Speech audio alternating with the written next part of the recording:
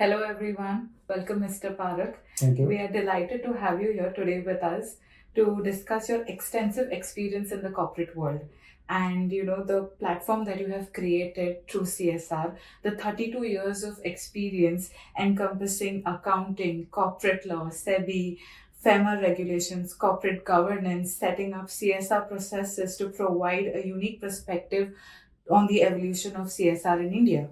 We are eager to explore your journey and the genesis of truCSR, your vision for the future of corporate social responsibility. Thank you. Thank you for giving this opportunity. Okay, moving towards the first question. Please narrate your professional experience over 32 years of successful corporate employment. So my 32 years of corporate world, including roles requiring deep understanding of corporate law, finance, Companies Act, SEBI, FEMA, it has provided a strong foundation for me to start the truCSR venture. The post-launch COVID lockdown situation also provided challenges, but presented great opportunities of acquiring new skills, continuous learning new things, which helped me to take a transition from corporate employment role to entrepreneurship role. How has your background as a company secretary and fellow member of ICSI and ICAI shaped your perspective on CSR compliance and governance? So my background as a company secretary and fellow member of both prestigious institutions, the Institute of Company Secretaries and Institute of Chartered Accountants of India, have instilled a deep appreciation for compliance and governance function. Both these are crucial for effective CSR. It shaped my understanding of the intricacies of finance, accounting, taxation, company law, compliances, SEBI, corporate governance, etc., all of which contributes to put in place a robust CSR compliance and governance framework. Can you share a pivotal moment in your career that influenced your vision for truCSR? So CSR got introduced in India in 2013 when the amended company law came in force. Witnessing first-hand challenges for effective CSR implementation across the companies where I was having the pivotal role for installing the governance function and compliances, coupled with my entrepreneurial spirit, ignited the vision for truCSR, a platform to bridge gaps and streamline CSR efforts. What motivated you to conceptualize truCSR? Was there a specific gap in the CSR ecosystem that you aim to address? So truCSR was born for a need of more transparent and efficient CSR ecosystem. I saw a gap in connecting corporates with NGOs and simplifying CSR compliances, which motivated me to start this venture. How did your professional experiences with regulatory frameworks like SEBI, FEMA, and Companies Act of 2013 contribute to the design of truCSR? So my experience with SEBI, Companies Act, tax law, and corporate governance practices was instrumental in designing the robust truCSR framework because it needed ensuring transparency and compliance. What challenges did you face in the early stages of building truCSR, and how did you overcome them? So the initial stages, particularly during COVID lockdown, because my commencement of venture immediately within 6 months coincided with COVID onset. Of course, it was challenging. Building trust and adoption required perseverance, innovation, and a focus on demonstrating value. So those were the biggest challenges. truCSR connects corporates and verified NGOs. How does the platform ensure credibility and transparency in these partnerships? So truCSR employs a rigorous verification process for NGOs, ensuring due diligence thoroughly and promoting transparency and efficiency. How does truCSR support corporates in navigating complexities of CSR compliance, tracking, monitoring, and reporting? truCSR supports corporate with full range of services from end to end, This includes suggesting best practices, compliance, training, tracking, monitoring, and overall ensuring the statutory reporting and dealing with the rigorous compliance requirements. We also offer offline services, and given the need for streamlining compliance, our soon to be launched compliance tool will help corporates simplifying and streamlining their CSR compliance process. For NGOs, what sets truCSR apart from CSR platforms in terms of fundraising, volunteer management, and regulatory compliance? So the truCSR is being developed as a comprehensive platform offering all services. I have not come across in the market such a similar platform which offers the entire range of such services as we have planned to offer under truCSR. truCSR offers NGOs an enhanced visibility, access to fundraising opportunities, wide range of capacity building services including project writing, annual report writing, compliance support, advisory, digital campaigning, and volunteering support.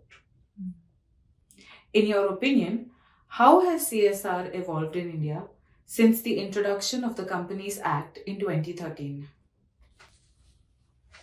CSR in India has evolved significantly since its introduction in 2013.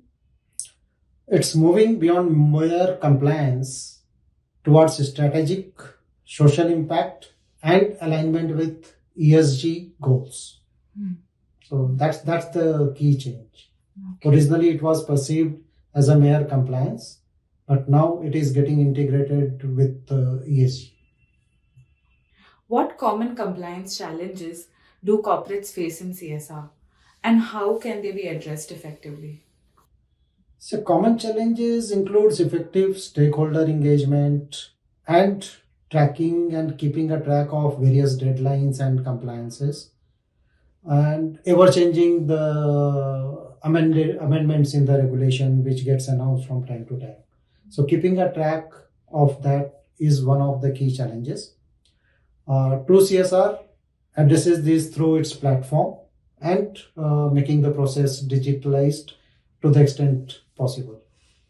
How do you see the future of CSR in India, especially with growing emphasis on ESG, environmental, social, and governance practices? So the future of CSR is primarily intertwined with ESG. So now ESG is a wider term which will encompass CSR. And not only in India, world over, ESG is being looked at as key reporting metrics. And primarily, it will have a greater implication for corporates who are not following proper ESG compliance. So I envision a greater focus on sustainability and integrated reporting.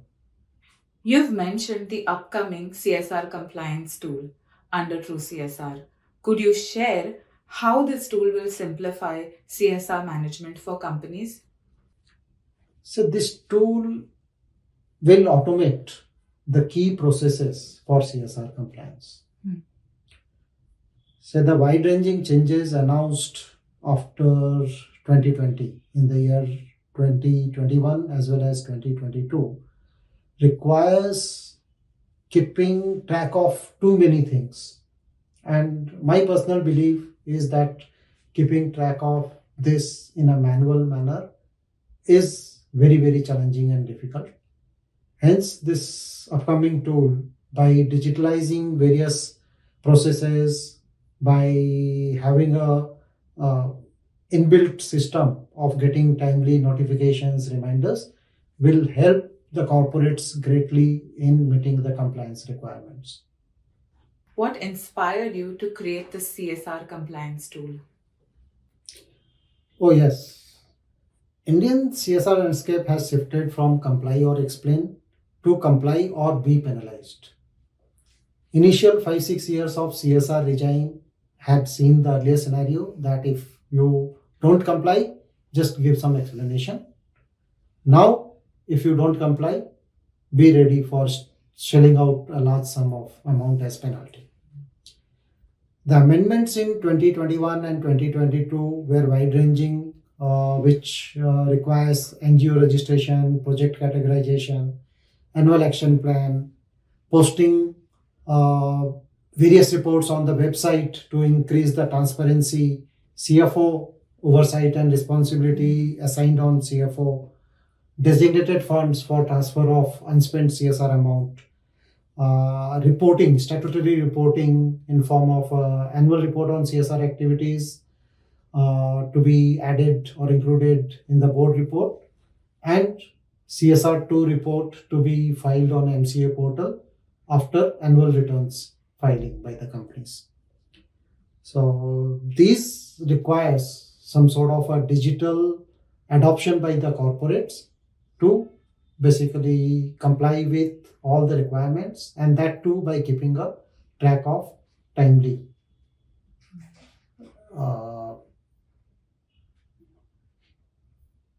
Say the steep penalties which have been introduced, that also necessitates that corporates give a true focus on compliance of CSR rather than treating it as just maybe additional burden imposed by the government. What key features of this tool are you most excited about, and how do you believe it will revolutionize CSR practices?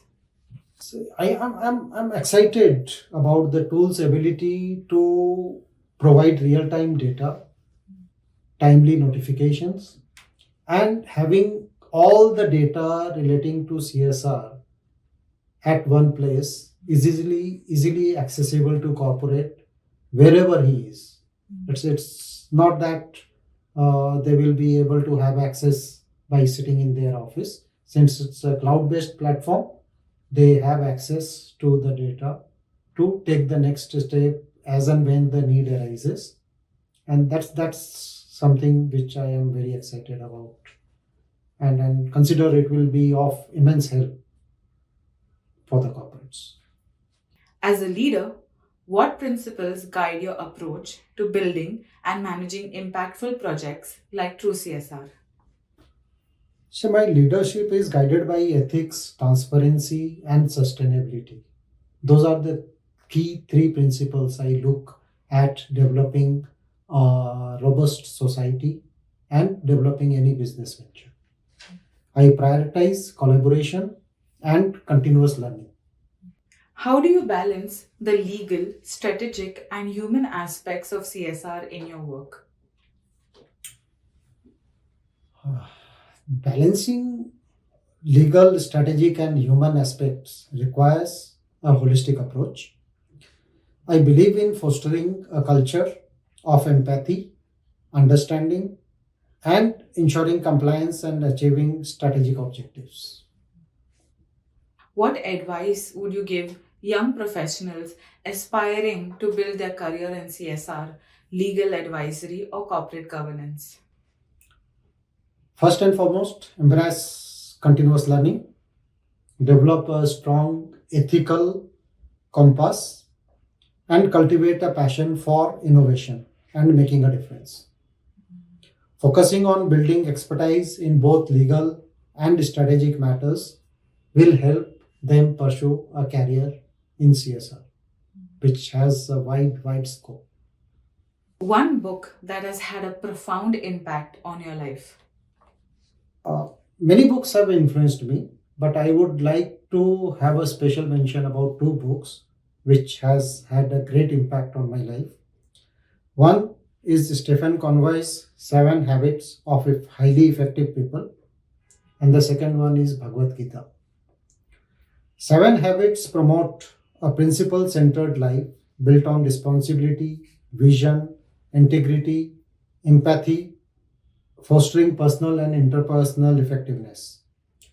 The Gita, on the other hand, through Krishna's guidance to Arjuna, explores dharma, Karma, Bhakti, Gyan, and Yoga translates as duty, action, devotion, knowledge, and self discipline.